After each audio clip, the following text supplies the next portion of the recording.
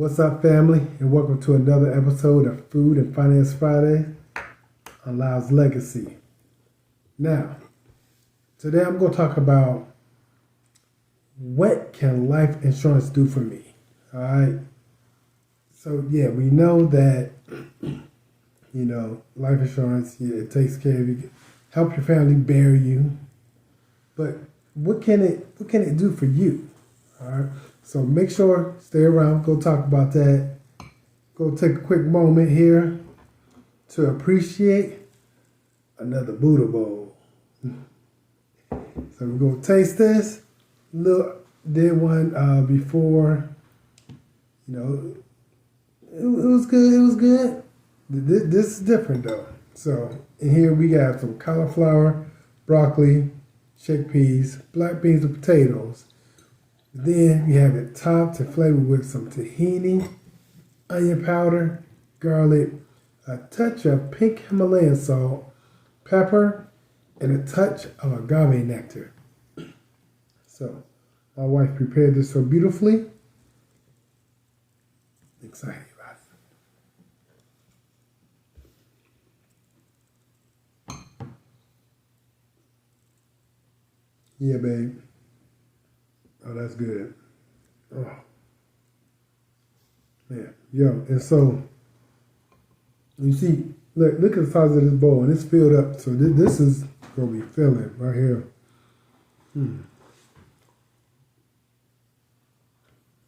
Yeah, because the salt and the pepper has just a slight kick, has a little sweetness. It's sweet and savory with the agave nectar, a little sweet, but the onion powder, garlic.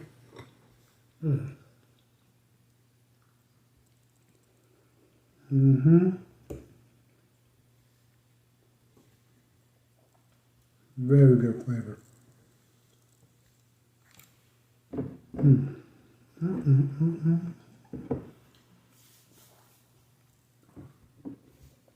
Yeah, that's good. Thanks, babe. Woo. So, all right. So yeah, what can life insurance do for me? What can life insurance do for you? All right. So we talked a little bit, last week. Touched on it just a little bit. As far as passing on legacy, right? Okay. So leaving a legacy is very important. The Bible says, Proverbs 13:22, that a good man leaves an inheritance for his children's children. We talked about how do you do that? All right. Today we're going to talk about the benefits for you. All right. So, some for the family as well. But, and what is insurance? Insurance is the transference of risk. Okay. So, all right. We have car insurance, right?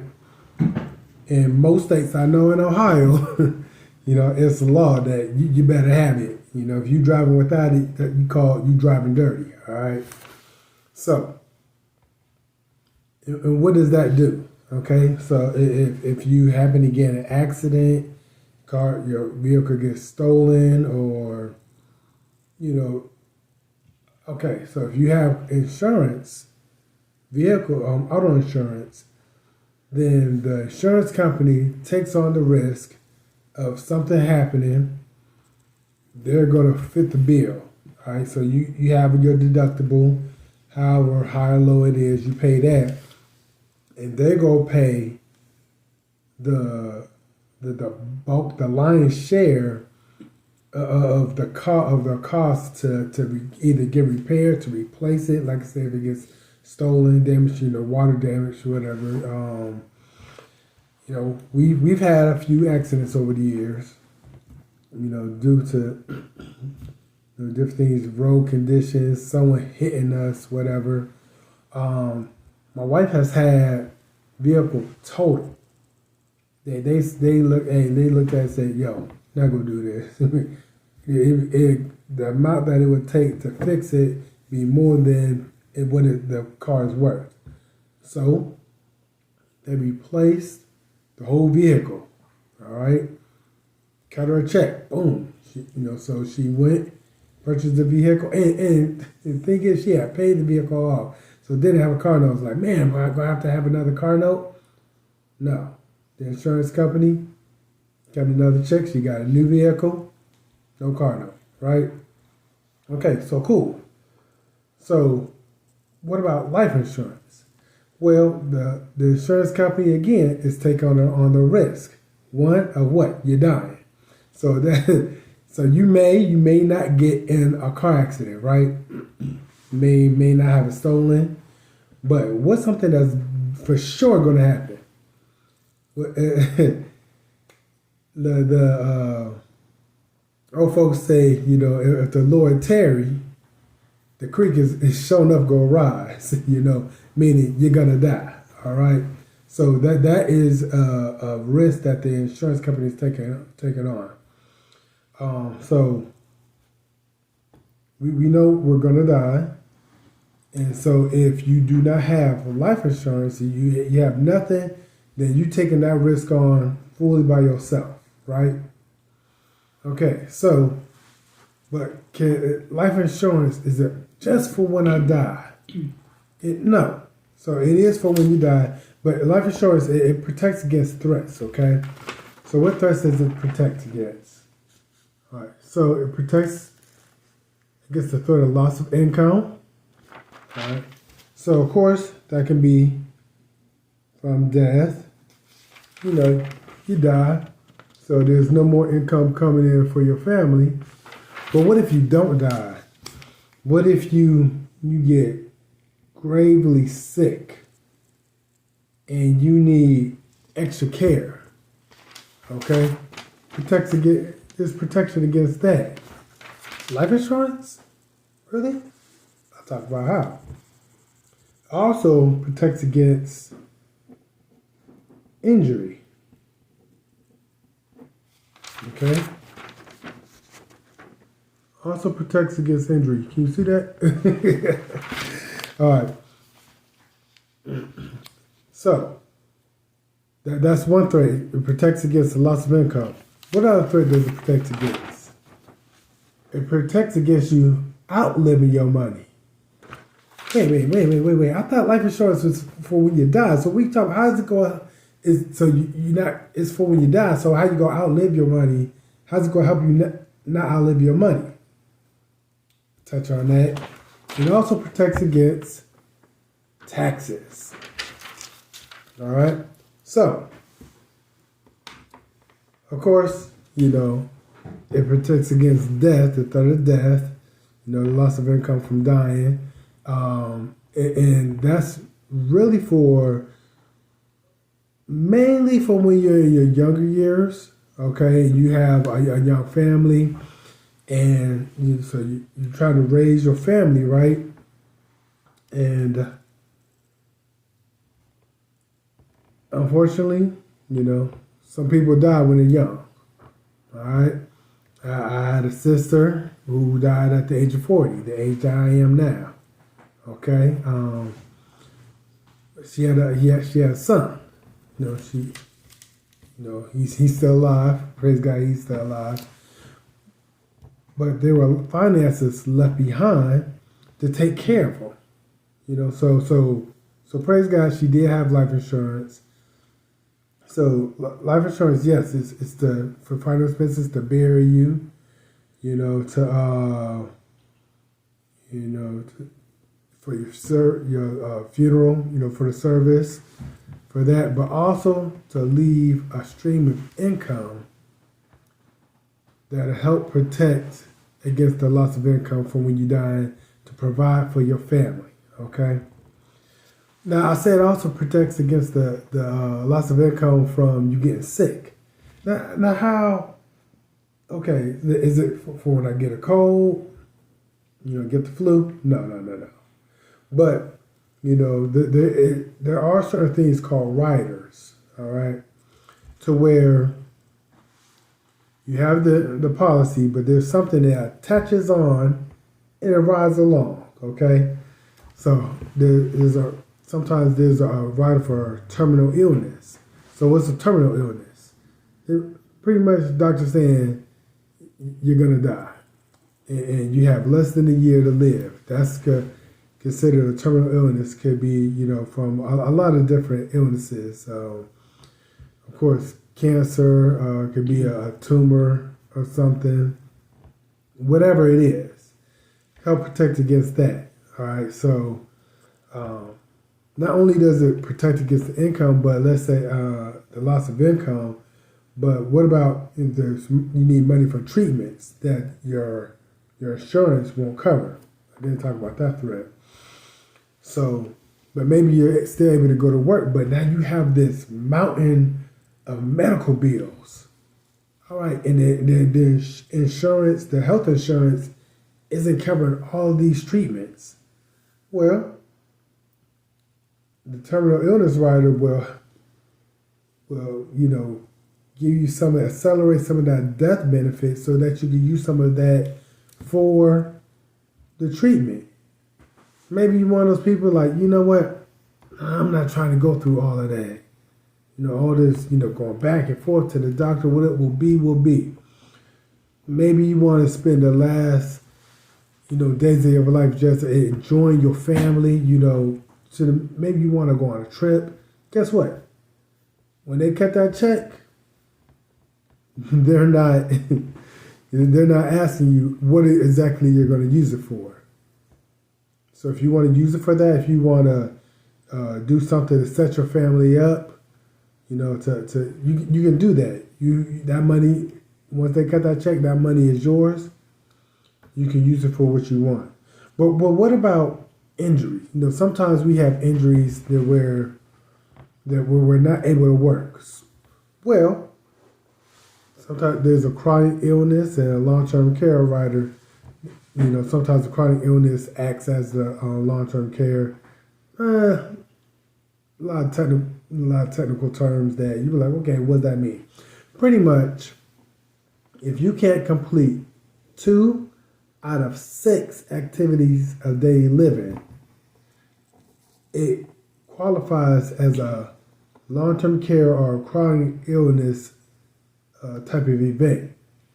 And once again, as long as you have one of those riders, the life insurance company will accelerate a portion of the death benefit to help take care of that. So it can help replace the income. It can also help to pay for extra care that you may need. Let's say you have trouble walking. So, and you have trouble eating or bathing, but if you need that extra help, it'll help pay for someone to come in your house, like an aide, to help you do these things. But guess what? The aide, while the aide is there, it can also cook for you. It can help clean and do your laundry. But if you don't have this protection from it, unfortunately what ends up happening with a lot of people is their family becomes their long-term care. It's good, that family members will do that. I had a situation myself. My father was diagnosed with dementia before he died. And so my siblings and I, we pitched in. We'd go and we'd help to take care of my father, to different things that he needed, but also had to hire somebody. We had work, we had families of our own, so we had to hire somebody. My mother was paying for this, and she was paying for it out of her own money. Thousands of dollars a month, to pay for this. Unfortunately, I didn't get into the financial services industry and find out about these things until after my father was diagnosed with dementia. So And when I found this out, I got angry. I was mad because, my parents weren't armed with the information. I didn't have the information at the time to tell them, to give them the information so they can have protection in place to protect against the threat of my father, being diagnosed with dementia and needed all this extra care. So for me, it became a mission to make sure I got the message out that people knew about this. So that's something that I mean, and it would. Let me also say this: it would not have cost that much more to have that rider on there, so they're able to qualify for it, because you do have to qualify for it. But that's something that. Pardon me. That's something that it could have been taken care of. That money that my mother was paying out of her bank account could have stayed in the bank. And so, yeah, that's just something that we did not have knowledge of, but it's something that could have protected while my father was still living. While he's still living, it could have protected against that threat. So, unfortunately, we didn't have that, so my mother had to pay it out of her own pocket. Because as I said, my siblings and I, our spouses, spouses wonderful, they're helping as well. We still had lives, because my father was diagnosed with this. It didn't mean that our jobs stopped, that our family stopped. Okay? And so we had to hire somebody. Although, yes, we were willing, we went and, from the different directions and to help my family. Okay. Went on a little bit of a tangent with that one, but that one's like extremely personal for me. Extremely personal. So I talked about that one a little bit more. But what about the threat of outliving your money? Okay? What about living too long? All right? Outliving your money. So, how can life insurance help you to not outlive your money? Well, there are certain ways that life insurance policies can be set up, and it takes a certain policy, okay? A certain type of policy. But you can get, a lower amount of insurance and do what's called overfund the policy, putting more money in it, and then it grows. And I'll talk more about this on another video, but it grows tax deferred, or we can say tax free, and you can take it out tax free. And it can produce income in your retirement years. Now, do I think people should rely totally on this? No. But do I think it should be part of your strategy? Definitely. I mean, look, the benefits. I mean, the money, when you put it in there, it's not getting taxed. It doesn't get taxed when you put it in there. It's not getting taxed as it grows. And you can take it out tax-free. And it could grow way more than what you're putting in there. Okay? Once again, I'll talk about that more in another video, but that's pretty awesome. That can be part of your retirement strategy. All right? And then once again, protect against taxes. As I said, you